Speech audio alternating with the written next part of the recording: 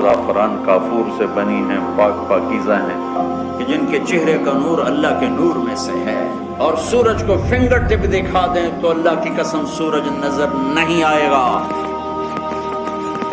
کہ اللہ نے جو یاقوت اور مرجان سے زیادہ خوبصورت حوریں جنت میں پیدا کی ہیں، اتنی خوبصورت عورتیں ہیں کہ ان کی پنڈلیوں کا کودا بھی ان کی کھال سے نظر آتا ہے، ایسی شفاف اسکن ہے ان کی۔ نہیں انہیں چھوا ہوگا ان سے پہلے نہ کسی انسان نے اور نہ کسی جن نے۔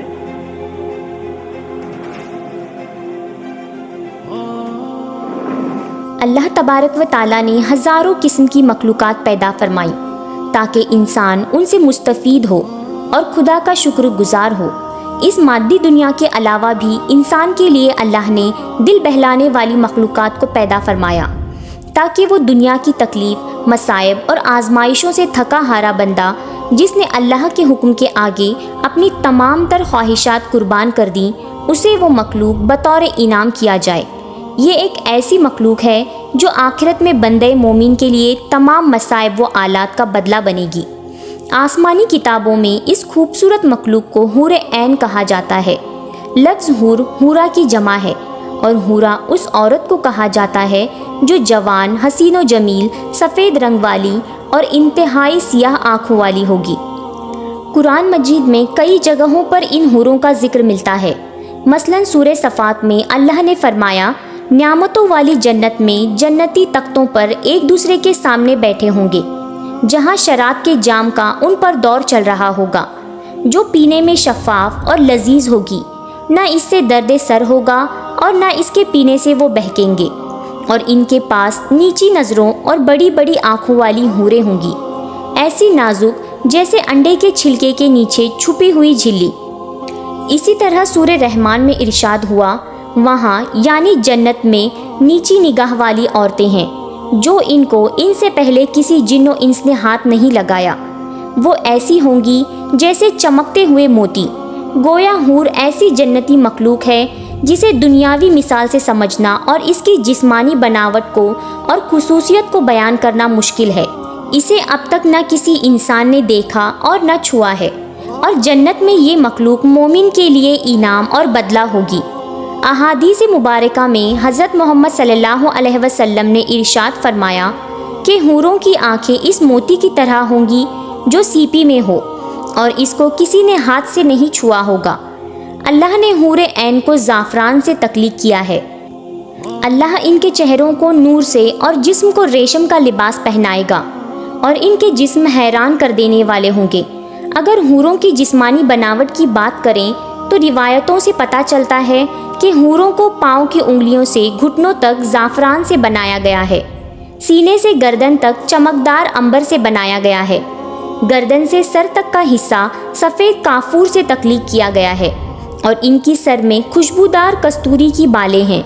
جب وہ سامنے آتی ہیں تو ان کا چہرہ زبردست نور سے چمک اٹھتا ہے، جیسے دنیا والوں کے لیے سورج چمکتا ہے، اور ان کے کمر کا اندرونی حصہ لباس اور جلد کی باریکی سے دکھائی دیتا ہے۔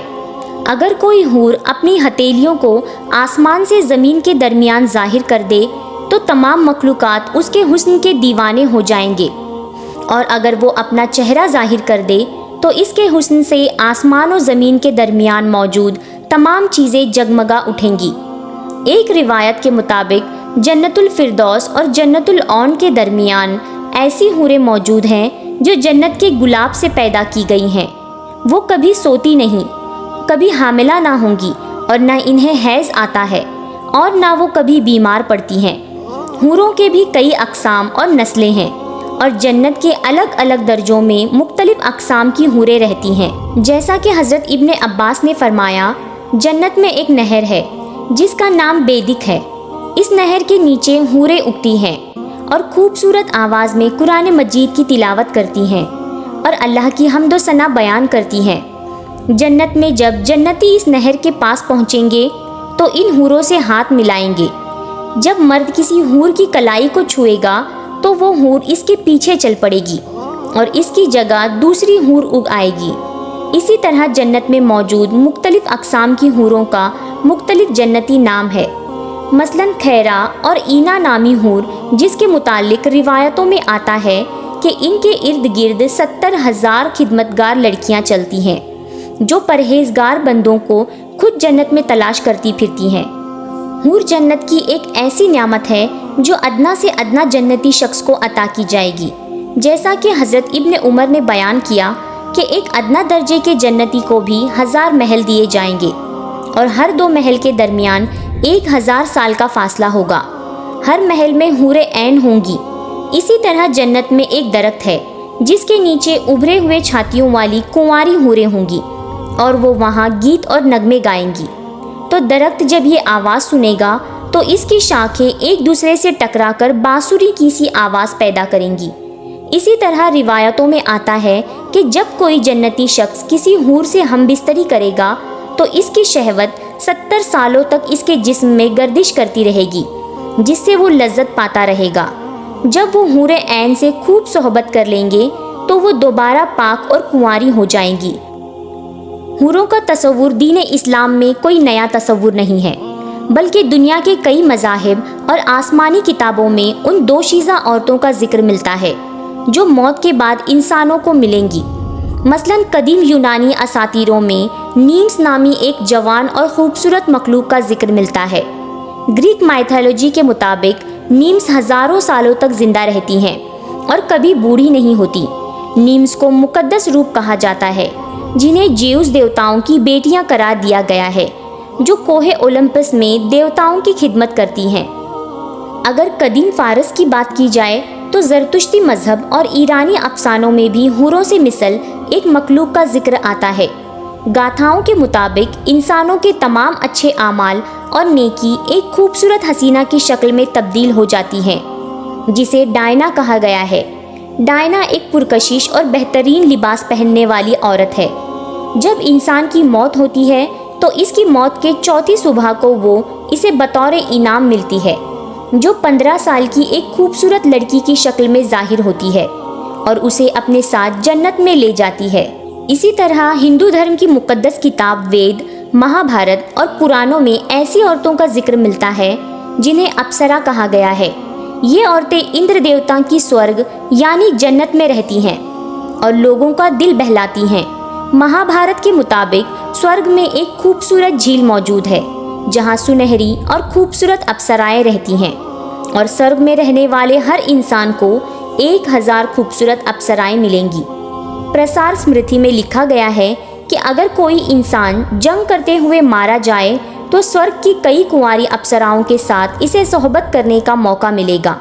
مانا جاتا ہے کہ یہ اپسرائیں ہر زمانے میں زمین پر آتی رہی ہیں اور بڑے بڑے رشی اور سادھوؤں کی عبادت اور ریاضت کو برباد کرنے کی کوشش کرتی رہتی ہیں۔ ایک ہندو کتھا کے مطابق ایک دفعہ وشوامترا نامی ایک سادھو کی عبادت اور ریاضت سے اندر دیوتا کو بہت خوف آیا، لہٰذا انہوں نے مینکا نامی ایک اپسرا کو سورگ سے اس زمین پر بھیجا تاکہ وہ وشوامترا کو اپنی خوبصورتی اور اداؤں سے بہکا سکے اور ان کی عبادت کو خراب کر سکے۔ چنانچہ مینکا نے اپنی دل فریب اداؤں سے وشوامترا کو بہکا دیا اور وشوامترا مینکا سے محبت کر بیٹھے۔ اسی طرح ہندو شاستروں اور پرانوں میں کئی اپسراؤں کی کہانیاں مشہور ہیں۔ ان تمام باتوں سے یہ صاف ہوتا ہے کہ اسلام کے علاوہ بڑے بڑے مذاہب میں بھی حوروں کا تصور اور تذکرہ موجود ہے، لیکن اسلام کے مخالف سوچ رکھنے والوں کو آج صرف اسلام میں ہی حوروں کی وجود سے پریشانی ہوتی ہے۔ کیا یہ دین حق کی مخالفت کا نتیجہ ہے یا ایک عالمی پروپیگنڈا؟